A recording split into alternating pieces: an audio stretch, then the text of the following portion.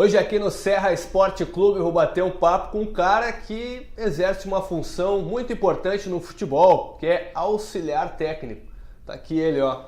Beleza? Kleber Xavier. Tudo bom, Serra? Prazer auxiliar aí. Técnico do técnico Tite, que foi campeão, ganhou muitos títulos. E a gente vai bater um papo, contar histórias aqui no Serra Esporte Clube.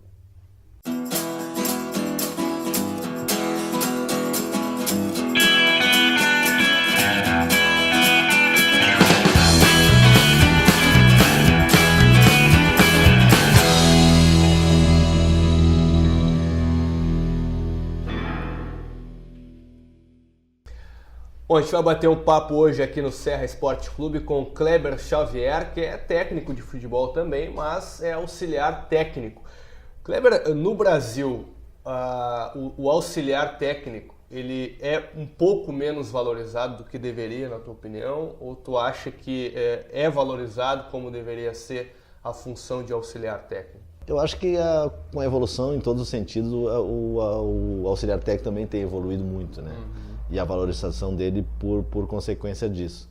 A gente vê no espaço que é dado pelos treinadores, claro que tem estilos diferentes de auxiliar, tem estilo diferente de espaço que o treinador dá para esse auxiliar, mas a partir do clube, né, do departamento de futebol, do treinador, tem uma valorização e externamente também tem um conhecimento da torcida, né? Como é que foi essa tua transição, né? Você era técnico de futebol, trabalhava com categoria de base. Como é que foi essa tua história até você se tornar auxiliar técnico, né? E aí ter a parceria com o Tite e ganhar aí tudo que vocês conquistaram até hoje? É uma história interessante, porque eu entrei na universidade para ser treinador em 88 e paralelamente entrei no Internacional como estagiário e segui ali de 88 até 95 como treinador das categorias de base. Em 2001, início de 2001, o Tite chega ao Grêmio e ele conversa com a direção e a direção acha que, na época, o presidente Guerreiro e o Zé Otávio, que era o diretor de futebol, acham que eu teria as condições para ser o auxiliar, por ter conhecimento do clube, pelo tempo do trabalho da base, um trabalho que foi qualificado, e fiquei como auxiliar do Tite e segui até hoje como auxiliar dele, né? São quase 15 anos como auxiliar direto, né? Nesse começo teu como auxiliar do Tite, né, vocês foram responsáveis por um dos grandes times da história do Grêmio, né, e na história recente é o último grande título do Grêmio, que foi na Copa do Brasil de 2001. Como é que foi a montagem daquele time de 2001 feito por ti, pelo Tite? A montagem do time, na ideia, era a princípio colocar os melhores para jogar. Claro. E isso a gente colocando fez um sistema muito aberto. E a gente teve que fazer uma mudança. Com a chegada do Mauro Galvão, que era um jogador que tinha muita inteligência tática, e com o Polga já tendo jogado comigo como terceiro zagueiro no Júnior, quando eu usava o 3-5-2, surgiu a ideia, pelas peças que a gente tinha, de formar um 3-5-2. E juntamente a essa ideia, a saída do Ronaldo. E a partir dali a gente resolveu a mudança do sistema. E no jogo contra o Caxias foi a primeira vez que a gente usou o meio com o Eduardo Costa, Tinga e Zinho. E aí dali foi pra frente, a equipe deu certo. Pela esquerda, Rubens com velocidade e infiltração. Pela direita, o Anderson Lima com construção de jogo. 3 zagueiros, o Marinho cresceu jogando com mais 2 zagueiros ao seu lado. Marcelinho, a chegada do Marcelinho Paraíba, que foi o grande valor técnico da equipe. E a mudança sempre de um atacante, às vezes era o Rodrigo Mendes, às vezes era o Varley, às vezes o Renato Martins. Ficou marcado num episódio teu, eu não sei se tu continua ainda com essa função de ser, entre aspas, o espião do time. Não. Mas ficou marcado naquela conquista da Copa do Brasil em 2001 pelo Grêmio, o fato de tu ter ido até São Paulo, lá no Parque São Jorge, e no meio do treino lá do Corinthians, o Vanderlei e o pessoal do Corinthians te descobriu lá. Aquele episódio foi marcante porque a gente no primeiro jogo aqui na final da Copa do Brasil foi 2-2. Isso. O André Luiz, que jogou no São Paulo, no lateral esquerdo no Corinthians, era segundo volante, foi o jogador que fez a diferença no jogo pro Corinthians. E ele foi naquele jogo, tomou o 3º cartão ou foi expulso, não me lembro, e não podia jogar o jogo seguinte. A minha missão era ir a São Paulo e descobrir qual jogador que iria substituí-lo, para que a gente pudesse organizar o time para esse jogo decisivo lá. Eu fui, acabou dando aquela confusão toda. E como é que foi a chegada no Corinthians, né?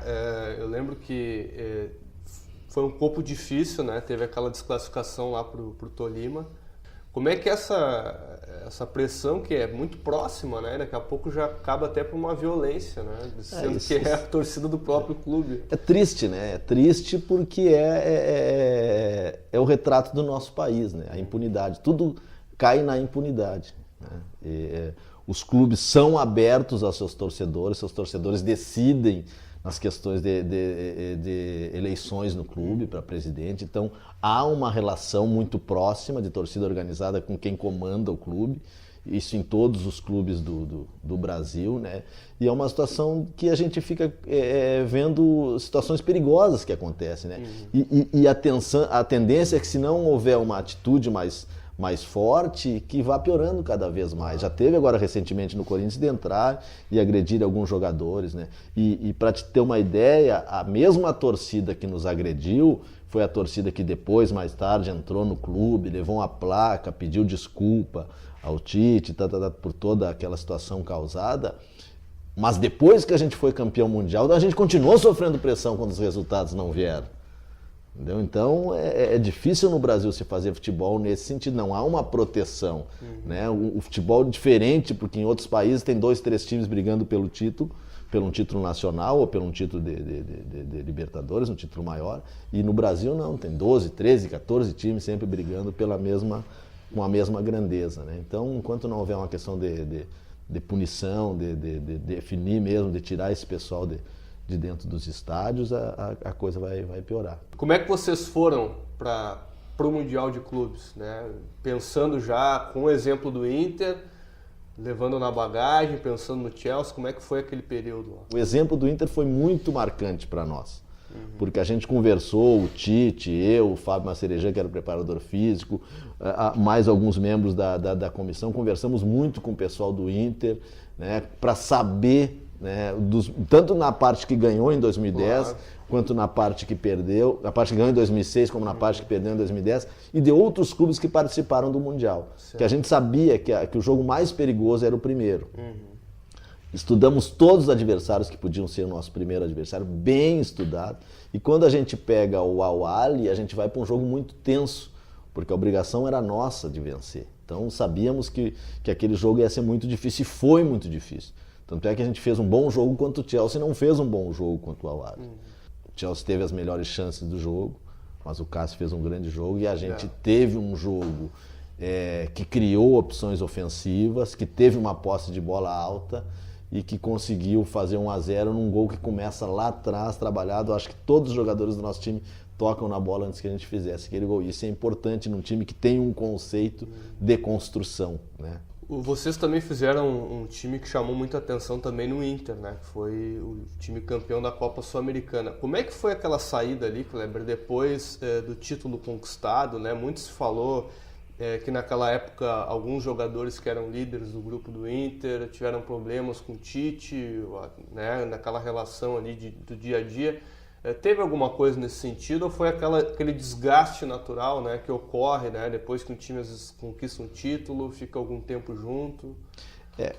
O Tite disse uma coisa agora numa entrevista recente que é interessante. Não é um ano, são 2 semestres. Não são 3 anos e meio, são 7 semestres. Porque a cada semestre no Brasil tu tem que construir uma equipe. Verdade. E se tu lembrar no Inter, a gente construiu 3 ou 4 equipes. A gente construiu a primeira equipe que ganhou a Sul-Americana, a gente construiu 2 equipes no ano seguinte, uma que ganhou o Gauchão de uma forma invicta e com um grande futebol, e depois uma terceira, e na 4ª equipe a gente não conseguiu construir.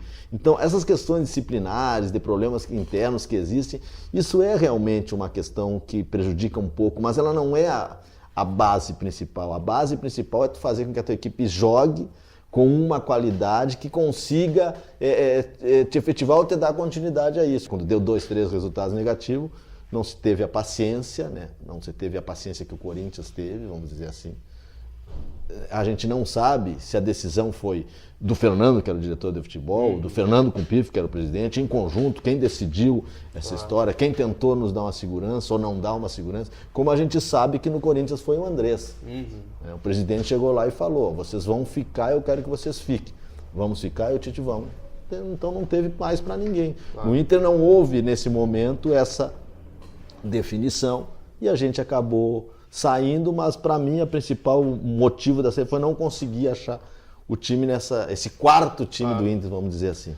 E nesse período aí que vocês, agora tu e o Tite estão umas férias, vamos dizer, esperando, claro, algumas definições profissionais que vocês entendem que são melhores no momento. Houve procura da dupla Grenal nos últimos meses? Não. O importante é que o Tite colocou, ou ele continuava no Corinthians ou ele não trabalhava em outro time no Brasil. Houve sim, nesse período, vários convites de vários clubes. Alguns mais de uma vez, né? Só no Brasil foram 8 clubes e convites e clubes de ponta, né? Mas para todos eles o Tite nem abriu conversa e colocou da decisão que ele tomou. Nesses clubes que vieram, estavam a dupla Grenal, né?